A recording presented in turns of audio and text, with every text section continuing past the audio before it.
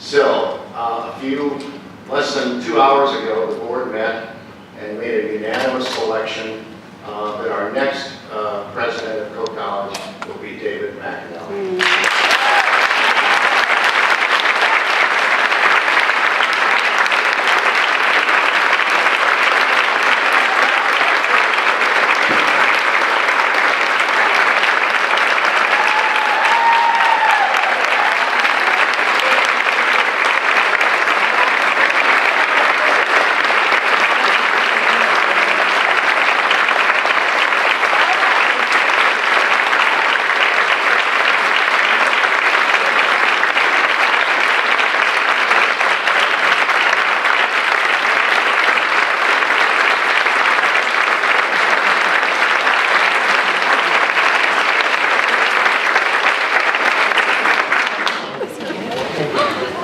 I have been waiting at the back and was unable to hear what was said before I came in.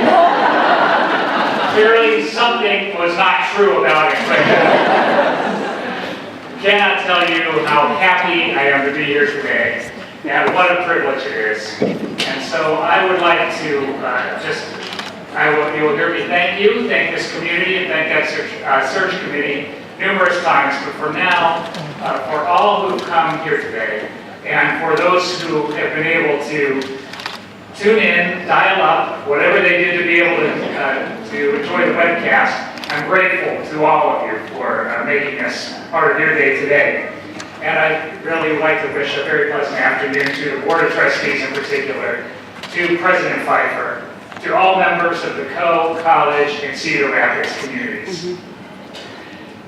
I am profoundly privileged to be with you today under these extraordinary circumstances as we look forward to the next chapter in the story of one of America's most accomplished colleges. Now, that's not just rhetoric. When I refer to Coe College as one of our nation's finest, I'm not relying only on my own impressions, but also on the conclusions of the college rating guides, the Accreditation Commission, the higher education community in general across the country. It is generally recognized that co-education is among the most transformative that America has to offer. We knew all about it in Pennsylvania, and I think the same is true across the U.S. So this is an inspiring day for me, for my wife Janice. Although it's important for us to remember that it is just one more event in the rich history of the Coe and Cedar Rapids communities. And in keeping with that idea, and since for the moment I have a monopoly on the microphone, I would like to ask you to grant me a favor. Now we are standing or sitting, but more standing, in the Coe Alumni House, which is a testament in bricks and mortar to the generations of Coe students, faculty, staff, and alumni who built this college stone by stone, class by class, experience by experience. And so the favor that I want to ask is a simple one. Please turn your gaze from this podium to the walls. I'm actually waiting while we turn our gazes. And for those who are watching at a distance, I think you all already know what is on the walls of this room. Reflect on this amazing collection of photographs that capture the essence of Coe College and its more than 160 years of service to this region and nation.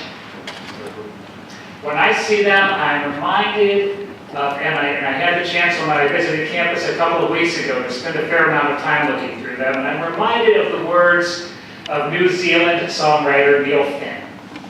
He said, "These walls have eyes, and who will we become without knowing where we started from?"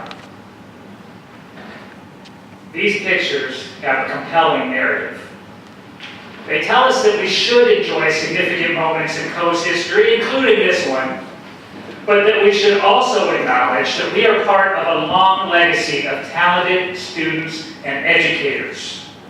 These walls remind us of our responsibility to honor that legacy with the best that we have to offer, so that future generations can stand in this very spot and look back fondly on this period in Coe's distinguished history. And what a period it has been.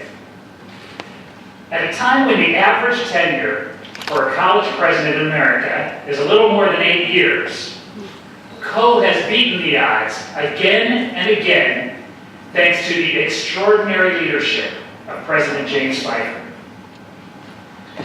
He has served this college with the greatest distinction for 27 years, nearly 18 as its president.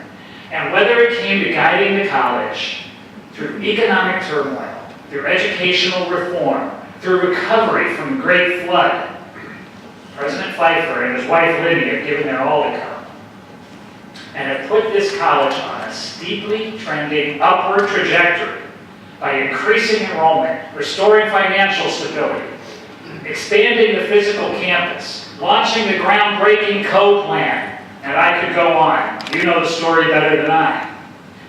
What I can tell you is that few colleges have been fortunate enough to have leadership that is so remarkably stable and at the same time so truly visionary. Sometimes those things work against one another. When you get the combination of both, you've hit the jackpot, and you have. I can only be humbled by the prospect of sitting in this chair. And based on the visit I had a couple of weeks ago, what I've heard from you, he does not spend much time sitting around in this chair anyway. So we will all have the opportunity to thank President Pfeiffer for his service over the coming year, although I suspect that you will find it difficult to find words powerful enough to convey the depth of your feelings. And as for me, I intend to squeeze every bit of experience and knowledge that I can out of it. Because as the book of Proverbs says, how much better is it to get wisdom than gold? And now, as we contemplate Coe's future, I would like to share a thought from Don Randall of the Andrew W. Mellon Foundation. They have funded educational innovation across the country for generations, so what they think about education matters. In a recent address to the Association of American Colleges and Universities, he said, "There is no disruptive technology that will take the place of a grown-up asking a young person to write about something of substance, and then sitting with that young person, challenging him or her to observe more acutely, and to frame a stronger argument in support of an original idea. This is an activity that must be undertaken thousands of times every day, all across the country, if we are to develop the minds that will ensure the nation's welfare in every sense." Well, guess what? That exact activity took place at Coe today. It happens at Coe College every day. That is why our nation needs Coe College. And that is why our primary challenge for the future is to be sure that Coe's educational excellence, which is well known to everyone in this room and to those who are watching online, is also familiar across the United States and around the world. We are justifiably proud, in all of our humility, of our record of serving students and of their achievements as graduates. But I intend to do some bragging about Coe College, and I will be inviting you to join me. Now, I'd like to leave you with a brief personal reflection. When Janice and I visited Cedar Rapids 2 weeks ago, we were overwhelmed by the natural beauty, the vitality of the city and of the college, and the generous welcome from sincere, friendly people. Our feelings were even more powerful when we returned yesterday, because we now know that each time that we fly into Cedar Rapids, we're coming home. We are deeply moved. You invited us to join this wonderful, thoughtful, faithful, beautiful community. I pledge to give you all that I have in pursuit of an ever brighter future for Coe College. Thank you.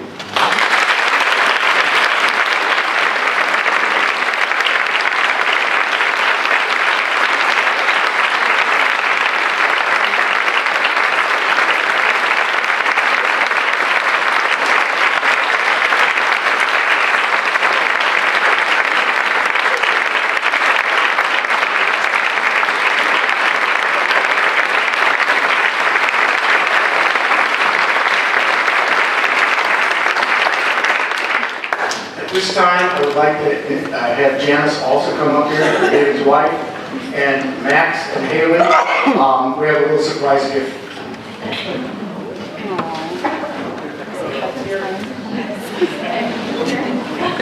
Have you seen it?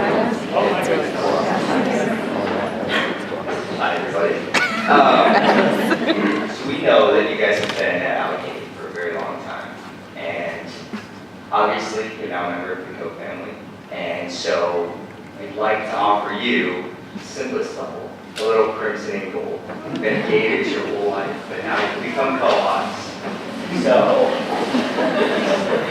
He's so got funny. some fancy sweatshirts.